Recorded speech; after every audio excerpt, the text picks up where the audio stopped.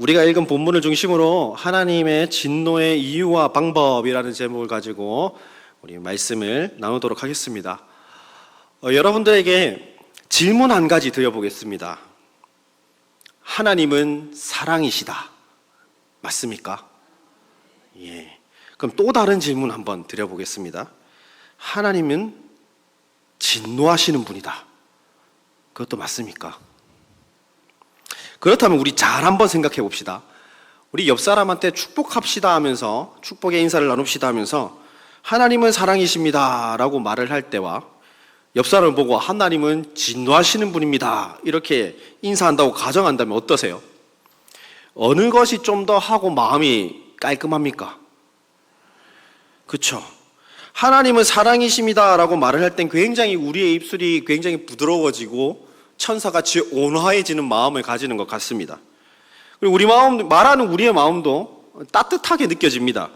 그런데 하나님은 진노하시는 분이십니다 라고 인사를 해보자 하면 뭔가 내 입술로 심판을 선포하는 것 같고 저주를 퍼붓는 것 같고 그래서 막 저주를 퍼붓는 나쁜 사람 같이 막 느껴질지도 모르겠습니다. 그런데 기독교 신앙에서 한 가지 아이러니한 점은 하나님의 진노하심은 곧 하나님의 사랑이시라는 것을 나타내 보이신다는 것에 있습니다. 사도 바울은 우리가 읽었던 로마서 1장 18절 이하의 문맥, 앞문맥인 로마서 1장 16절과 17절 말씀에서 오늘 우리가 읽은 18절의 진노라는 단어와는 대비되는 복음에 나타난 의에 대해서 설명을 합니다. 로마서 1장 17절 말씀 제가 봉독합니다. 복음에는 하나님의 의가 나타나서 믿음을 믿음에 이르게 하나니 기록된 바 오직 의인은 믿음으로 말미암아 살리람과 같으니라. 아멘. 믿는 자에게는 구원이 있다 합니다. 그리고 이 구원은 믿음에서 믿음으로 난 의인이 복음에 나타났다라고 말을 합니다. 즉 복음에 나타난 그 의인은 예수 그리스도를 믿는 것으로부터 우리에게 오는 것임을 알 수가 있습니다. 그래서 하나님의 의는 세상의 모든 돈을 줘도 얻을 수가 없고 오직 신자가 가지는 오직 믿음으로만 주어진다라는 것을 밝힙니다. 로마서 1장 2절에서 사도 바울은 복음을 두고 이렇게 설명을 해요. 그의 아들에 관하여 성경에 미리 약속하신 것 이렇게 말을 하고 있습니다. 아들에 관한 이 성경의 약속 외에 구원에 이르는 다른 복음은 존재하지 않고 예수 그리스도를 믿는 것 외에 구원의 길을 찾을 수가 없다라는 것입니다. 누구에게나 차별 없이 복음에 분명히 계시된 의가 저와 여러분들에게 선물로 주신 믿음으로 말미암아 주어졌습니다. 그런데 바울은 조금 아이러니한 논지를 이어갑니다. 18절 말씀 다시 한번 보실까요? 하나님의 진노가 하늘로부터 나타납니다. 그 이유가 무엇입니까? 불경건과 불의를 행함으로 진리를 막고 있기 때문입니다. 여기에 문제가 하나 더 있습니다. 어느 한 과거 시점 딱 한 번만 진리를 막고 있는 게 아닙니다. 지속적으로 계속해서 지금도 복음을 떠났고 말씀을 거역하여 불의로 진리를 가리는 죄를 범하고 있다라는 것에 있습니다. 그렇다면 제가 처음에 드렸던 질문을 한번 떠올려 보십시오. 하나님께서 진노하시는 분이시다라고 할 때 마치 마트 백화점에서 떼쓰고 있는 아이를 보면 답답함이 막 치밀어 오르고 운전을 하다가 깜빡이도 켜지 않고 갑자기 끼어든 차를 보고 주체할 수 없는 화가 끓어오른다든지 뉴스를 보면 나쁜 청소년들이 촉법소년이라고 학교폭력을 저지르고 반성의 기미는 하나도 없고 오히려 어른들을 무시하고 공격하는 것을 보면 분노가 치밀어 오르는 것처럼 하나님께서 인간의 감정에 충실한 것을 보여주는 말씀일까요? 그래서 하나님께서도 분노가 머리끝까지 차올라서 뚜껑이 열려서 죄인들을 모조리 진멸시키겠다 하시는 그 무시무시한 하나님의 모습을 보여주고 있는 것일까요? 아니겠죠. 18절에 보시면 불의로 진리가 막았기 때문이라고 분명하게 말씀하고 있습니다. 인간의 감정처럼 하나님은 그러한 사소한 감정으로 진노를 표출하시는 분이 아닙니다. 하나님의 계시가 기록된 말씀과 우리 속에 심겨둔 어떤 신앙 양심을 통해 바라볼 분명한 진리가 있는데 그거를 무시하고 불경건함과 불의로 막고 있기 때문에 하나님의 진노가 하늘로부터 임한다라는 것을 밝히고 있습니다. 모세가 시내산에서 두 돌판을 받고 내려갑니다. 이스라엘 백성들은 어떻게 하고 있었습니까? 출애굽기 32장 말씀을 보면 금송아지를 만들어서 거기다 대고 하나님이다 이렇게 말하고 있었습니다. 이를 본 하나님께서는 내가 저 불순종하고 패역한 목이 꼿꼿한 백성들을 다 진멸시켜버리겠다 이렇게 하시면서 바로 그들을 다 불태우고 어디 지옥으로 떨어뜨려버리고 그렇게 하셨습니까? 그렇게 하시지 않으셨죠.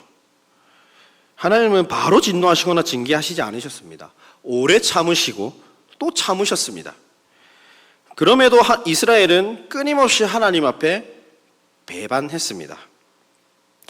하나님은 이스라엘을 징계하셨습니다.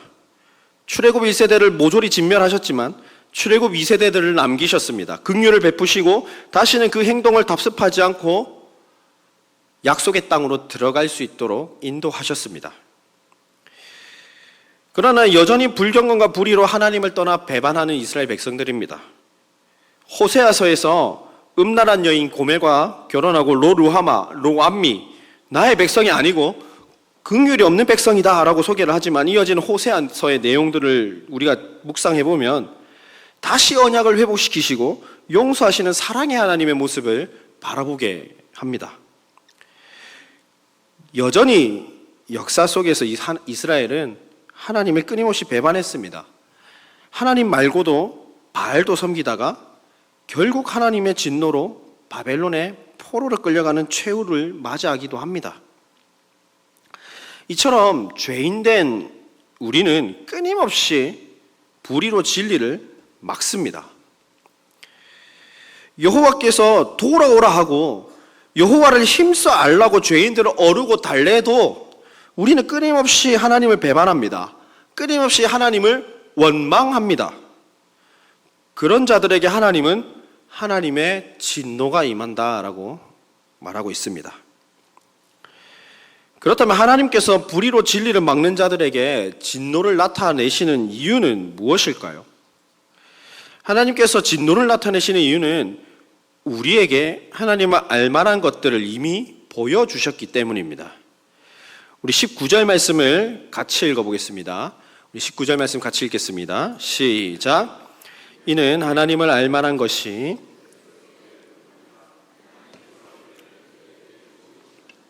아멘. 하나님은 세상에 자신을 알릴 만한 것들을 보이셨습니다. 웨스터민스터 신앙고백서 1장에서도 하나님은 자신의 뜻을 보여주는 초자연적 계시를 교회에 허락하시기를 기뻐하셨다라고 고백하고 그 기록된 말씀에 계시하셨다라고 기록하고 있습니다. 사도 바울은 하나님에 관한 이러한 지식들이 무엇보다 모세의 율법으로 유대인들에게는 이미 주어졌음을 밝힙니다. 그리고 로마서에 후술된 내용들을 통해서 보면 이방인들 역시 피조 세계를 통해 하나님을 알 수 있게 되었다고 밝힙니다. 다시 말하면 이미 그들 속에 하나님을 알만한 것들이 계시되었음을 알려주고 있습니다. 그래서 그들은 하나님을 몰랐다고, 내가 하나님의 진리를 맡고 있는 줄 몰랐다고 결코 말할 수 없고 그로 인한 심판과 진노 앞에 핑계할 수가 없습니다. 20절 말씀입니다. 창세로부터 그의 보이지 아니하는 것들 곧 그의 영원하신 능력과 신성이 그가 만드신 만물에 분명히 보여 알려졌나니 그러므로 그들이 핑계하지 못할지니라. 아멘. 사도 바울은 하나님께서 만드신 모든 창조 세계에 하나님의 계시가 분명히 사람들이 알 수 있도록 나타나 있다라고 말합니다. 우리가 여기에서 주의해야 할 점이 하나 있습니다. 바울이 자연 질서와 같은 일반 계시들이 구원을 가져다 주기에 충분하다라고 지금 말씀하고 있는 건 아닙니다. 불경건과 불의로 진리를 가려 자연 만물을 통해 이미 알려진 하나님의 계시가 왜곡되고 파괴되었다라는 것을 알려줍니다. 성경을 종종 과학과 비교하는 사람들이 있습니다. 그래서 과학적으로 증명되기 어려운 눈에 보이지 않는 하나님을 어떻게 믿을 수 있고 기록에 불과한 하나님의 말씀을 믿는 게 허구다라고 말하는 사람들이 종종 더러 있습니다. 심지어 오늘날 세대는 보이지 않고 증명되지 않는다면 가짜라고 말하는 세대입니다. 사과가 떨어지는 것을 보고 만유인력의 법칙, 중력, 이런 과학적 근거를 대고 설명할 수도 있겠습니다. 하지만 이마저도 추론, 가설, 이론에 불과합니다. 과학의 이론과 가설은 우리가 너무나 잘 알듯이 고정되지 않습니다. 계속해서 연구되어 오고 계속해서 변화됩니다. 계속해서 새로운 이론이 도출되고 기존 과학의 가설들은 끊임없이 변합니다. 그러나 변하지 않는 진리의 말씀인 성경은 분명하게 말씀합니다. 창세로부터 그의 보이지 아니하는 것들, 곧 그의 영원하신 능력과 신성이 그가 만드신 모든 만물에 분명히 보여져 알려졌나니. 과학은 결코 천지 만물을 온전하고 완전하게 설명할 수가 없습니다. 어떻게 이 땅이 만들어졌는지, 어떻게 자연세계가 생겨났는지 충분한 설명을 하지 못합니다. 하지만 우리가 믿고 따르는 신뢰하는 이 성경은 모든 만물에 하나님께서 창조하셨고 창조하신 온 피조세계에 하나님의 능력과 신성이 분명하게 알려졌습니다. 우리는 보이지 않는 하나님을 받아들이기 위해 말씀 그 자체이시고 창조주이시며 구속자이신 하나님을 신뢰하고 순종하는 믿음이 우리에게 필요합니다. 믿음은 이해의 영역이 아닙니다. 또 이성의 영역도 아닙니다. 믿음과 계시의 영역은 하나님의 주권에 있는 것입니다. 그에 따른 창조 질서 역시 하나님의 섭리 속에 운행되어야 하는 것입니다. 사랑하는 성도 여러분, 하나님께서 이미 우리에게 하나님을 알 수 있도록 세상의 질서를 이해할 수 있도록 계시를 비추어 주셨습니다. 그러한 계시를 받은 택함받은 백성인 우리는 한치도 의심치 말고 하나님께 영광과 감사함을 올려드려야 했습니다. 그러나 인간은 하나님을 영화롭게 하지 않았습니다. 하나님께 감사하지도 않았습니다. 하나님을 알려고 하지도 않았습니다. 하나님의 뜻에 감사하며 살아야 했습니다. 그러나 우리는 스스로 지혜 있다 하여 하나님에 대한 지식을 세상의 지식과 맞바꿉니다. 오히려 그 귀한 지식을 왜곡시키고 변질시켜 버렸습니다. 그 결과 오히려 허망하여지고 미련한 마음을 가지게 되었습니다. 우물 안의 개구리처럼 사람의 지식과 생각과 경험 속에서 최고의 결과와 가치를 도출하고자 미친 듯이 발버둥 칩니다. 물론 우리는 하나님의 뜻과 계시를 구한다고 할 수도 있습니다. 그런데 하나님을 마치 요술램프 지니 정도로만 생각을 합니다. 그래서 내 소원, 내 기도 반드시 이루어 주셔야 할 분 정도로 낮게, 가볍게 생각합니다. 나의 행동과 내 인생의 핸들을 내 경험에 의존합니다.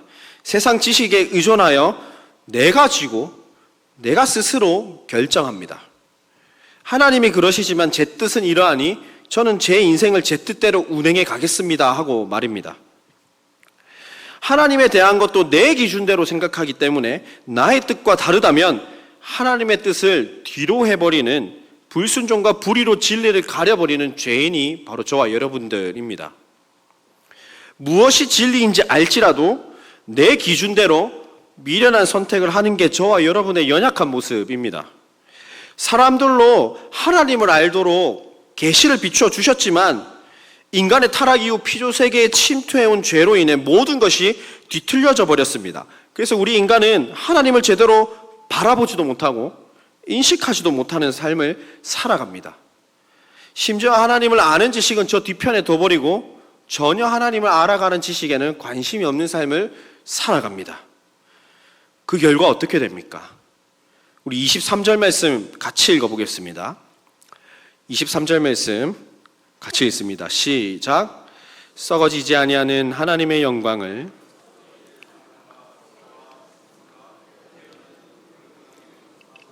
바꾸었느니라. 아멘. 너무나 존귀하고 소중한 영원히 썩지 않는 하나님의 영광을 썩어질 들과 맞바꾸어 섬깁니다. 우리 안에 이미 존재하는 하나님의 형상을 잊어버립니다. 그리고 버려집니다. 마치 최면에 걸린 기라도 한 듯이 나의 자아와 나의 생각과 심지어 나의 미래가 우상이 되어버렸습니다. 내가 교회 생활하다가 세상 사람들에게 밀리면 패배한 것 같아서 성공이 우상이 되어 미친 듯이 목숨 걸고 미친 듯이 살아갑니다. 그 성공은 우상을 삼습니다. 그리고 하나님의 뜻과 계시가 나타낸 기준보다 세상의 성공을 위한 기준이 우상이 됩니다. 점점 더 지혜 있다 생각을 하고 점점 더 어둠과 사망의 골짜기로 빠져들어가는 우리의 모습입니다. 우리가 살아가는 시대가 이러합니다. 개성이 중요하다라고 주장해온 지도 벌써 오랜 시간이 지났습니다. 그 결과 교회 안에 점점 더 새롭고 다양한 우상들이 생겨났습니다. 그 우상이 교회의 주인 되시는 예수님의 자리를 뺏었습니다. 우상의 지배로 가득 찬 교회의 타락은 날이 갈수록 심해졌고 교회는 이곳저곳 눈물과 고통의 소리를 내비치는 모습을 우리는 쉽게 발견할 수가 있습니다. 예수 그리스도의 의, 그로 말미암는 생명, 우리에게 주어진 복음이 유일한 구원의 길인지 도전을 받는 시대를 저와 여러분이 살아가고 있습니다. 그러나 하나님은 진노하시되 사랑하는 자녀들을 향해 돌이킬 기회를 주시는 분이십니다. 이렇게 뒤틀려져 버린 이 세상 속에서도 여전히 하나님께서는 인간에게 자신을 나타내 보이시고 지금도 살아계셔서 일하시는 분입니다. 그래서 죄인된 우리를 부르시고 나 중심의 삶에서 하나님 중심의 삶으로 변화시켜 가십니다. 우리의 인격을 다듬어 가십니다. 택함받아 의롭다 칭함받은 우리 성도들의 참된 모습은 불의와 불경건의 모습으로 하나님의 진리를 가리는 삶이 아니어야 됩니다. 우리에게 나타나신 예수 그리스도를 믿음에 드러난 의를 믿고 알고 고백하는 삶이 되어야 합니다. 여전히 사탄의 공격은 극심할 겁니다. 그러나 예수 그리스도, 우리의 대장 되신 예수님은 사랑하는 당신의 백성들을 향한 진노를 오래 참으시고 결국 우리에게 승리를 주시는 복된 소식을 주십니다. 예수 그리스도, 계시된 그 복음이야말로 새 창조된 우리의 참된 진리이며 참된 소망이 됨을 기억하시기를 바랍니다. 결국 하나님의 진노는 죄로 어그러져 버린 이 창조 세계의 질서를 회복하고 하나님의 말씀과 법도에 따라 질서 있게 운행해 가시는 사랑에 기인한 진노라는 사실을 기억해야 합니다. 그렇다면 하나님의 진노가 나타나는 방식은 어떤 방식으로 나타날까요? 하나님의 진노가 나타나시는 방식은 죄에 내버려 두시는 겁니다. 한번 잘 생각해 봅시다. 우상숭배의 본질이 무엇일까요? 이미 계시된 하나님의 말씀에 순종하지 않고 내 기준대로, 내 생각대로, 내 마음대로 살아가겠다라는 것에 있습니다. 예수님이 앉으셔야 할 나의 마음의 처소에 예수님을 밀어내고 내가 앉는 겁니다. 내가 군림하겠다라는 겁니다. 이러한 의지와 열망을 가지고 하나님이 아닌 다른 것들을 섬기고 살아가는 것이 우상입니다.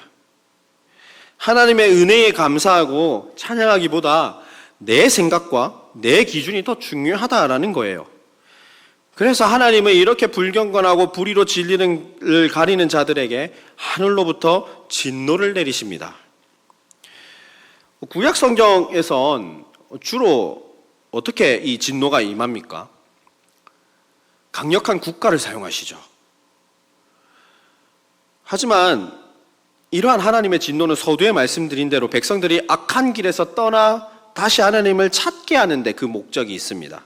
즉 사랑으로 연결되어 있다라는 겁니다. 그러나 오늘 본문에서는 직접적으로 진멸하시겠다, 어떻게 진멸하시겠다라는 무서운 하나님의 모습이 나타나지는 않습니다. 그렇다면 어떻게 나타나고 있을까요? 24절과 26절, 28절 말씀을 보시면 공통적으로 나타나는 단 하나의 단어가 있습니다. 내버려 두다라는 단어입니다. 이 세상에 너무나 많은 죄악 가운데에 불의로 진리는 가리는 자들을 죄의 모양 그대로 내버려 두십니다. 내버려 두다라는 단어가 사용되는 용례를 살펴보면 종종 법적인 상황, 법률적 상황 속에서 사용되곤 합니다. 즉 의로우신 재판관이신 하나님께서 죄인들을 각기 죄악에 넘겨주셨다, 내버려 두셨다라는 의미입니다. 하나님이 죄를 심판하시는 정의와 공의의 하나님이심을 여기서도 보여주고 있는 것입니다.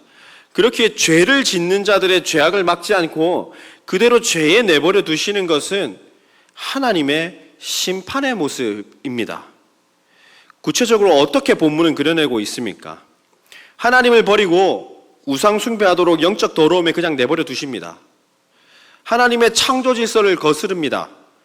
여자와 여자가 부끄러운 짓을 하고 남자와 남자가 정욕에 불타올라 동성애를 하더라도 성적 불결함에 그냥 내버려 두십니다.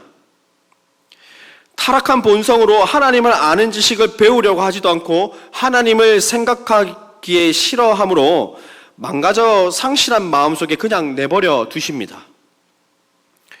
이미 그런 죄악을 행하는 자는 사형을 당할 것이라는 사실을 알고도 그냥 죄악 가운데에 죄의 모양 그대로 내버려 두십니다. 질서를 무질서로 만들고 혼돈과 공허의 상태로, 죄가 지배하는 상태로 그대로 내버려 두십니다. 왜 그렇습니까? 이미 계시를 통해, 불의와 불경건함을 통해 하나님을 배반하고 계시를 무시하는 자들이 하나님의 진노를 피할 수 없고 진노 앞에 핑계할 수 없다라는 그 계시의 말씀을 이미 알려줬기 때문입니다. 사랑하는 성도 여러분, 처음에는 나의 정욕대로, 내 생각대로, 내 마음껏 하는 것이 참 좋아 보입니다. 마음이 편합니다. 하나님의 말씀을 지키지 않고 사랑하지 않고 언약과 계시에 순종하지 않더라도 떵떵거리면서 인생 잘 살아가고 있다라고 생각할지도 모르겠습니다. 절제력이 강하니까 나는 스스로 통제할 수 있어, 이렇게 생각할지도 모르겠습니다. 올해 20살이 된 친구들이 가장 어려워하는 숙제는 아마도 대학교에서 술을 거부하는 문화일 겁니다. 시대가 변하여 옛날처럼 막 선배가 술을 주는데 안 먹어 이렇게는 하지 않을 겁니다. 처음부터 그리스도인이에요 라고 하면 술을 멀리하면 술을 권하지 않습니다.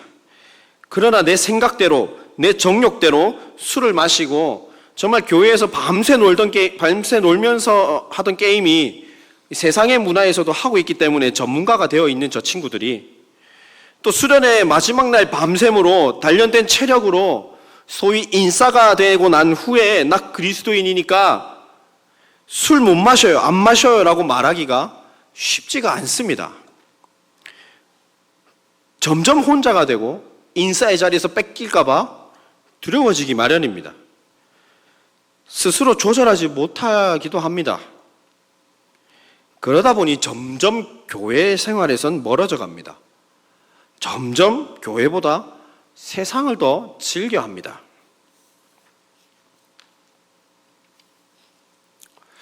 처음에는 혼자서 조절할 수 있는 힘이 있다고 생각하기 때문일 겁니다. 하지만 점점 그것으로 자유하고 싶지만 점점 나 스스로 올가매어 갑니다. 스스로 지혜 있다 하여 선택한 자유는 오히려 우리를 어둠과 파멸, 절망으로 이끌어가게 됩니다. 하나님을 알기를 거부하고 하나님의 뜻을 거부한 자유의 결과는 우리를 더러움과 불결과 상실한 마음속에 죄가 지배하도록 내버려 두십니다. 우리의 기준으로 선택하는 모든 길이 어둠과 헛된 영광을 바라기 때문입니다. 이 길에서 우리를 돌이키시는 하나님의 진노는 우리를 사랑으로 인도하시는 하나님의 모습임을 기억하시기 바랍니다. 우리에게 진노를 내비치시면서까지 악한 길에서 돌이켜 하나님의 선한 의지에 순종하기를 지금도 우리에게 호소하시는 하나님의 사랑을 바라보십시오. 징계가 없다면 친아들이 아니라 사생자입니다. 진노 속의 그 사랑을 바라보시기를 바랍니다.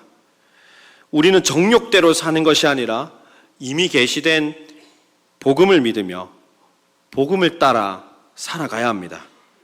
그럴 때 우리를 결코 포기하지 않으시는 그 하나님의 사랑과 은혜를 경험할 수 있을 겁니다. 말씀을 맺겠습니다. 사랑하는 성도 여러분, 세상은 여전히 악합니다. 우리 역시 매일매일 하나님 앞에 범죄합니다. 하나님께 감사하지 않습니다. 오히려 우상을 만들어 섬깁니다. 부패한 마음으로 더러움과 상실한 마음을 따라 살아갑니다. 그리고 그것이 옳다고 하는 지경까지 이르렀습니다.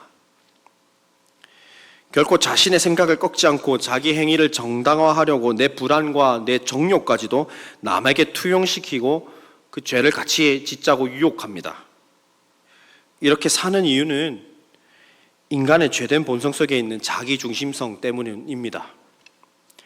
자신의 기준대로 하나님의 뜻을 외면하며 사는 자들에게는 결코 핑계할 수 없는 하나님의 심판이 임한다는 사실을 기억하시기를 바랍니다. 우리는 하나님의 피조물들입니다.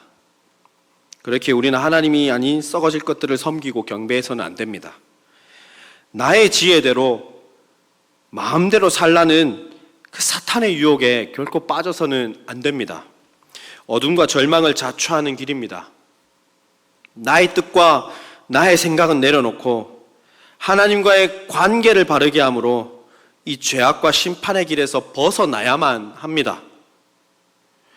그럴 때 결코 구원받을 가치가 없는 우리에게 복음이 능력으로 임하여 죄악 가운데에 내버려 두시지 않고 건져내시는 그 은혜와 사랑을 바라볼 수 있습니다. 아무리 세상이 예수 그리스도의 복음이 유일한 구원이라는 진리를 공격한다 할지라도 우리를 여전히 새롭게 하시는 분은 오직 예수 그리스도 뿐임을 믿음으로 고백함으로 영원토록 이 은혜에 감사하는, 그래서 영광 돌리는 저와 여러분 되시기를 간절히 소망합니다.